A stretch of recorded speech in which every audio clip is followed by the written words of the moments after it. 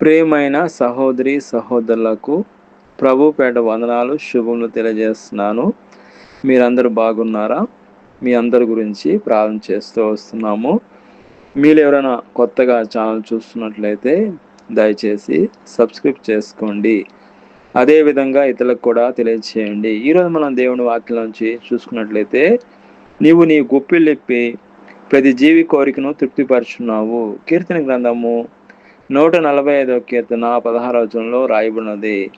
కాబట్టి సర్వ సృష్టికి ఆయనే ఆధారము.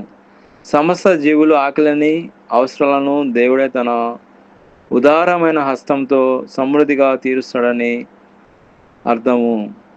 అదేవిధంగా దేవుని దయ ఆయన సమస్త సృష్టిని పోషించే గుణాన్ని తెలియజేస్తుంది.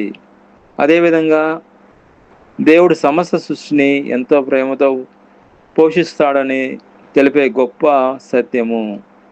కాబట్టి నీవు నీ గుప్పిలిప్పి ప్రతి జీవి కోరికను తృప్తిపరుచున్నావు. కీర్తన గ్రంథం 145 కీర్తన 16వ వచనంలో రాయబడినది. దేవుడే అండి మనం తృప్తిపరిచేది. మనుషులు ఎవరు కూడా మనం తృప్తిపరచలేరు. మనుషుల స్వభావం అవసరాల వరకే కానీ దేవుడు మాత్రము ప్రపంచంలో ఉన్న ప్రతి జీవిని మనుషులను పోషిస్తూ ఉన్నాడండి. ఈ సృష్టిలో ఎన్ని జీవులు ఉన్నాయో, ఎన్ని దేవుడి మీద ఆధారపడుతున్నాయో వాటికన్నిటికి కూడా దేవుడే పోషణ అనుగ్రహిస్తాడు. అదేవిధంగా మనం చూసుకుంటే అద్భుతమైన దైవిక సంరక్షణ. సృష్టిలో ప్రతి జీవికి కావలసిన ఆయువు, ఆరోగ్యము, ఆహారాన్ని తగిన సమయంలో అందించే అద్భుతమైన దైవిక సంరక్షణ దేవుడే అండి.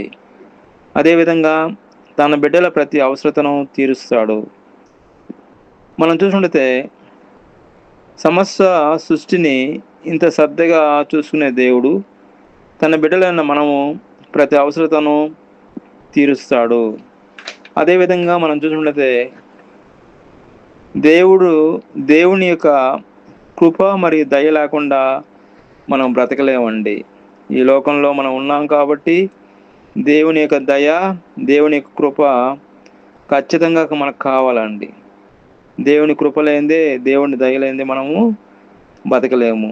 కాబట్టి దేవుని యొక్క దయ, దేవుని యొక్క కృప మన అనుదిన జీవితంలో మనకు కావాల్సిందే. ఈ సృష్టిలో ఏ జీవి మరియు మానవుడు కూడా దేవుని కృప మరియు దయ లేకుండా బ్రతకలేము. అందరూ కూడా దేవుని కృప మరియు దయ మీద ఆధారపడి జీవించాల్సిందే. అదేవిధంగా మనం చూసుకుంటే దేవుడు పోషించే పాలకుడండి.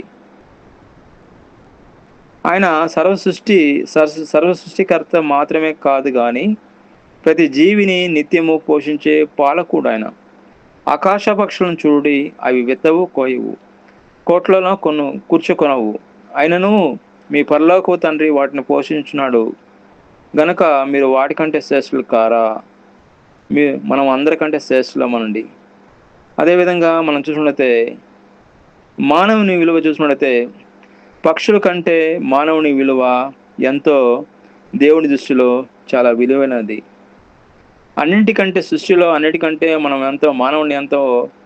మనం దేవుడి దృష్టిలో మనం ఎంతో విలువైన వాళ్ళమండి. కాబట్టి దేవుడు ఆయన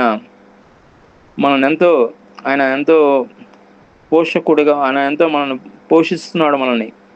ఆయన ఎంతో శ్రద్ధగా మనల్ని పోషిస్తున్నాడు. మనకి ఏ అవసరం వచ్చినా దేవుడు వాగ్దానాల మీద మనం ఆధారపడినప్పుడు, ఫిలిప్పీయులకు రాసిన పత్రిక 4వ అధ్యాయం 19వ వచనంలో, కాగా దేవుడు తన ఐశ్వర్యం చొప్పున క్రీస్తు యేసు మహిమలో ప్రతి అవసరం తీరుస్తాన దేవుడు. మనం ఒక వాగ్దానం చేసి నెరవేర్చే దేవుడు. అదేవిధంగా కీర్తన గ్రంథము 107వ కీర్తన 9వ వచనంలో, ఆయన ఆశగల ప్రాణను తృప్తిపరిచే దేవుడు అండి. ఆయన ఆకలిగా ఉన్న వారిని ఆయన విడిచిపెట్టే దేవుడు కదండి. అదేవిధంగా మనం చూసినట్లయితే కీర్తన గ్రంథము 107వ కీర్తన 9వ వచనంలో, ఆయన ప్రతి జీవిని కోరికను ప్రతి జీవిని ఆయన ఆహారం అనుగ్రహిస్తున్నాడు. దేవుడు ఆయన సమస్తాన్ని, సర్వ సృష్టిని ఆయన చేసినది ఆయనే చేశాడు. కాబట్టి అదేవిధంగా మనం చూసినట్లయితే అరణ్యంలో ఇజ్రాయెల్ ప్రజలకు ఆహారం పెట్టడము ఆశ్చర్యం అండి. అరణ్యంలో దేవుడు బిడ్డలైన ఇజ్రాయెల్ ప్రజలను ఆయన పోషించినట్లు మనం చూస్తున్నాము. అరణ్యంలో ఇజ్రాయెల్కు ఆకాశం నుండి మన్నాను కురిపించి వారి ఆకలిని తీర్చడము దీనికి ఒక ప్రత్యక్ష ఉదాహరణ. నిర్గమకాండము 16 అధ్యాయము 14-15 వచనంలో రాయబడినది. కాబట్టి దేవుడికి సమస్తం సాధ్యమే. లేని వాటిని ఉన్నవాటిగా చేస్తాడు. ఆయన ఆకాశం నుండి మన్నాను కురిపించి ఆయన బిడ్డలైన ఇజ్రాయెల్ ప్రజలను పోషించాడు.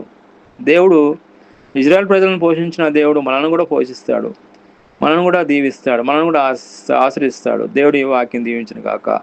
ప్రార్థన. ప్రియమైన మా పరలోక తండ్రి, యేసుక్రీస్తు ప్రభు పరిశుద్ధ నామమును బట్టి మీ సన్నిధికి వస్తున్నాం. దేవా, నీవు గొప్పిల్లిపి ప్రతి జీవి కోరికను తృప్తిపరిచి ఉన్నావు. ఆ వాగ్దానం, ఆ వాక్యం ద్వారా మాట్లాడిన విధానం బట్టి మీకు స్తోత్రం నాయన. ఎవరైతే ఏకీభవిస్తున్నారో ప్రతి ఒక్కరిని మీరు దీవించి ఆశించి కాపాడమని ప్రభువైన యేసుక్రీస్తు నామములో ప్రార్థన చేస్తున్నాం తండ్రి. ఆమేన్.